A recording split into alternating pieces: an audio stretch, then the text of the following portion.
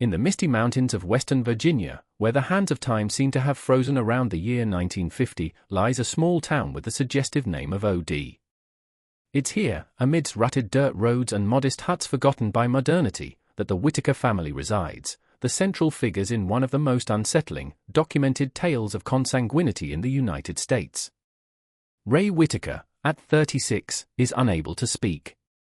This slender man with a perpetually lost look communicates exclusively through grunts and inexact gestures. His head is noticeably smaller than normal, a medical sign known as microcephaly, and his eyes are never able to focus on a single point simultaneously. Recent documentaries have confirmed that Ray is the consequence of multiple generations of marriages between close relatives, a cycle that began with his great-grandparents and has persisted to the present day. The dwelling where Ray lives with his siblings is a stark illustration of the long-term neglect that defines this family. The wooden walls slowly rot as refuse piles up in the yard, where chickens compete for space with malnourished dogs. There is no functioning running water, and electricity is channeled through exposed wires that perilously serve the shaky structure. Ray's medical records are practically non-existent. Born at home, like all the Whitakers, he has never received a formal diagnosis for his neurological conditions. The deeply conservative and religious local community has consistently treated the family as an embarrassing secret, choosing to ignore their existence rather than confront the reality of decades of social abandonment. Betty Whitaker, Ray's sister, can articulate a few words, but her intellectual disability is obvious. She walks with a stumbling, uncoordinated gait and suffers from severe comprehension difficulties. According to researchers who have studied the family, Betty and Ray are the offspring of first-degree cousins, whose own parents were also involved in consanguineous relationships. The geographical isolation of Odd was instrumental in allowing this cycle to continue. With just 79 inhabitants spread across a hard-to-reach mountainous region, marriage prospects were always limited. For decades, families like the Whitakers remained invisible to social services, resulting in entire generations of children afflicted with severe genetic deficits. The Whitakers saga only attracted national attention in 2020 when photographer Mark Leiter released a documentary about them. The images shocked America: adults with childlike appearances, communication limited to animal sounds, and living situations that defy basic human dignity. Ray spends his days seated on the porch, observing the world with eyes that will never fully process the reality surrounding him. He does not grasp that his condition is the product of choices made by previous generations, nor that his life embodies one of the darkest chapters of American social neglect. If you haven't already, check if you are subscribed to this channel. Here, you will find out about hidden stories from deep America that no one else brings to light. In the heart of the Appalachians, where entrenched rural poverty intersects with questionable ancestral traditions, a baby girl was born in 1992 whom social workers would only refer to as Bethany in their official reports. Her story, detailed in the files of the Kentucky Department of Social Services, exposes the devastating consequences when consanguinity becomes a generations-long normalized practice. Bethany entered the world with spina bifida, a birth defect that left her spine exposed and caused permanent paralysis in her legs. Furthermore, she suffered from urinary and fecal incontinence, moderate hydrocephalus, and profound cognitive limitations that made it impossible for her to develop fundamental abilities like articulated speech or recognizing family faces. Her parents, identified in the records as Sarah and Billy Mackenzie, were first-degree cousins. Even more alarming, her paternal and maternal grandparents also had direct kinship ties, creating a family lineage that resembled a genetically compromised shrub. This concentration of similar genetic material had been building up over at least 4 generations, dramatically increasing the probability of congenital malformations. The discovery of Bethany by authorities occurred by chance in October 1997. A severe storm had damaged the telephone lines in the area, and electric company technicians needed to access the Mackenzie property for repairs. What they encountered was traumatizing: a 5-year-old girl, visibly malnourished, lying on a filthy mattress on the floor of a home without adequate heating. Bethany had never received medical care of any kind or attended school. Her parents, both suffering from clear intellectual limitations, did not comprehend the gravity of her condition. They fed her food scraps and left her alone for hours while they worked a small tobacco plot that barely sustained the family. The initial social worker's report describes a heartbreaking scene. The child was motionless most of the time, communicating only with low moans, and showing unmistakable signs of prolonged neglect.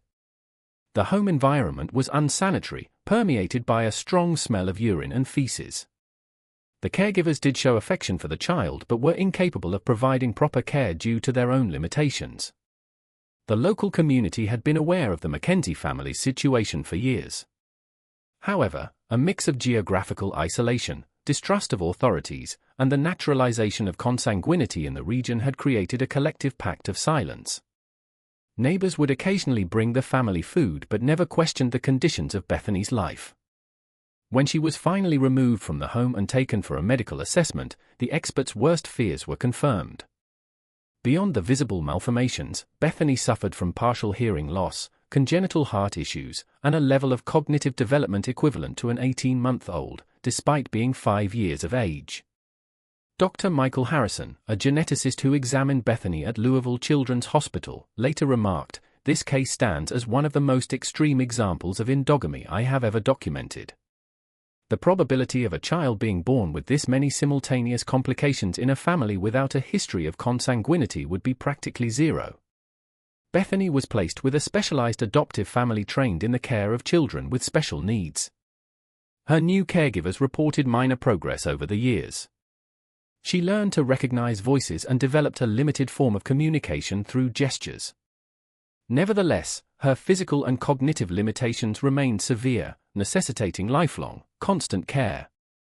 On a remote farm in East Texas, surrounded by cotton fields that stretched to the horizon, one of the most extreme cases of consanguinity and abuse ever documented in the United States was discovered. The story of Marcus, as he was named in police files, reveals the full extent of degeneration possible when incest becomes systematic within a family. Marcus was born in the year 2000, the result of a union between a 45-year-old man and his own 16-year-old daughter. The case was made even more shocking by the realization that this was not the family's first instance of such a crime. Subsequent records unveiled that the father had engaged in sexual relations with at least 3 of his daughters over 2 decades, siring multiple children with severe genetic defects. When officials finally reached the property, they discovered Marcus locked inside a tool shed, sleeping on old newspapers and eating scraps occasionally left for him in a dog bowl. The 4-year-old suffered from severe hydrocephalus, which made his head disproportionately large compared to his slight body, and his eyes were constantly watery due to intracranial pressure. They could never focus properly. Marcus's total deafness went unnoticed by the family for years. They misinterpreted his lack of response to being called as stubbornness or mental slowness, not understanding he simply could not hear. Furthermore, congenital heart problems caused any physical exertion to leave the child breathless, drastically limiting his mobility. Marcus's behavior also had alarming elements. According to reports from the first caregivers who attended to him, he exhibited periods of inexplicable aggressiveness, biting and scratching anyone who tried to approach. Experts later attributed these actions to potential symptoms of neurological damage caused by extreme consanguinity and the trauma of abandonment. The case came to light through an anonymous tip from a rural worker who occasionally performed services on the property. In his testimony, he reported seeing a child being locked in the shed and observed that he never played outdoors like other children. The connection to the Texas Department of Family Services complaint line initiated an investigation that would expose one of the most disturbing narratives of family neglect ever recorded in the state. If you are feeling the weight of this story as I did, leave a comment now. No one is born condemned. When officers entered the property with a search warrant, they found not only Marcus but also evidence that other children had lived in comparable conditions. Old photographs showed at least 2 other boys with physical features similar to Marcus's. However, these children had passed away in their first years of life, ostensibly from natural causes that were never properly investigated. Marcus's father, identified as Robert Earl Thompson, was arrested and subsequently sentenced to life imprisonment on multiple counts of child sexual abuse and criminal neglect. During the trial, more unsettling details emerged. Thompson had deliberately isolated his family from the outside world for over 2 decades, prohibiting his daughters from attending school or having contact with anyone outside the property. Marcus's medical assessment revealed irreversible neurological damage. beyond his hydrocephalus and deafness, he had micrognathia, an underdeveloped lower jaw, swallowing issues that necessitated tube feeding, and a severe delay in motor development. His mental age was estimated to be around 8 months, despite his 4 years of age. The state of Texas took custody of Marcus, placing him in a specialized center for children with complex medical needs. Caregivers initially reported that Marcus displayed no typical emotional responses. He did not smile, did not cry when injured, and seemed disconnected from his surroundings. It took months of intensive care before he began to show basic signs of recognition and affection.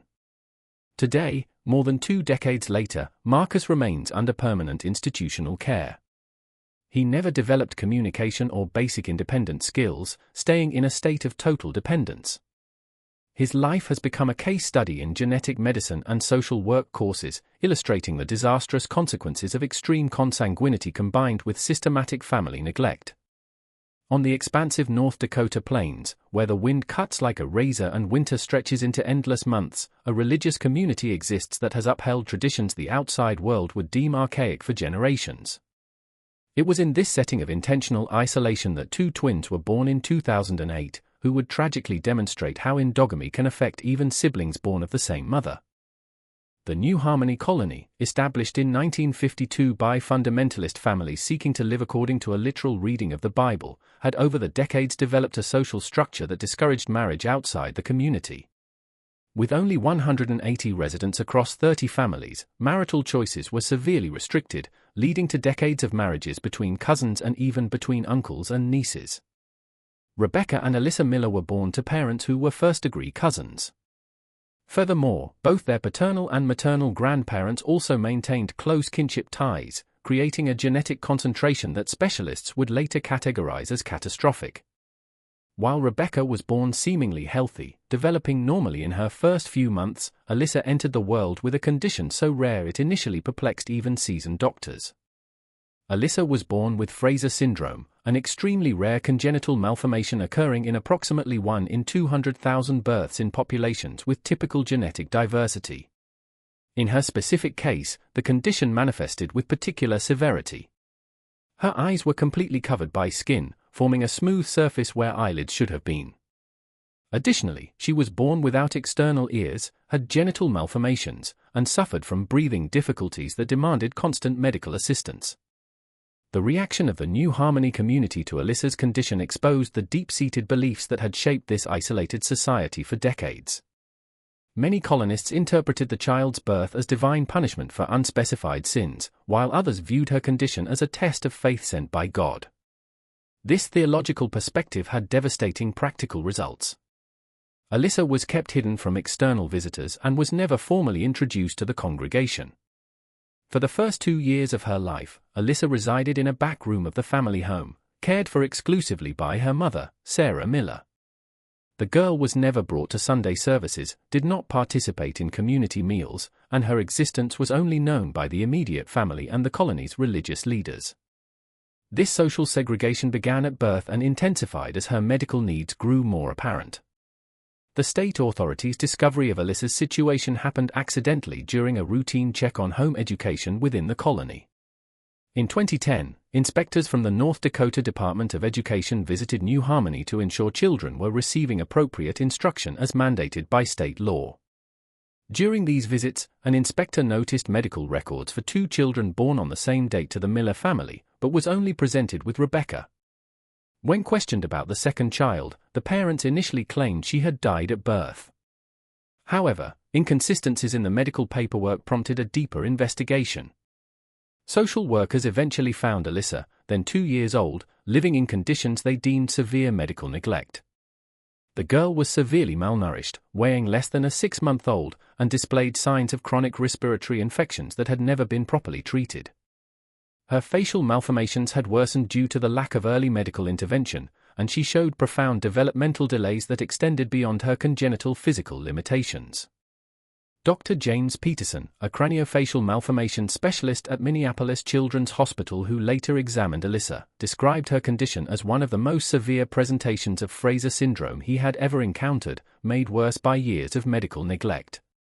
He explained that early surgical procedures could have significantly improved her quality of life, but the window for many of these operations had closed due to the delay in treatment.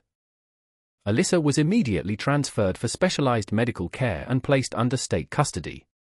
Multiple surgeries were performed to try and enhance her respiratory capacity and create functional eye openings, but the outcomes were limited given the extent of her malformations and the critical time lost during her early development. Currently, Alyssa lives in an institution specializing in the care of children with complex medical needs. She never developed functional vision or verbal communication skills, relying completely on caregivers for all basic activities. Her story illustrates not only the genetic consequences of consanguinity but also how extreme religious beliefs can intensify already desperate situations. Rebecca, her twin sister, was kept with her biological family but under the strict supervision of social services. Now a teenager, she has developed normally, serving as a heartbreaking contrast to the fate that awaited her sister from the moment of her birth.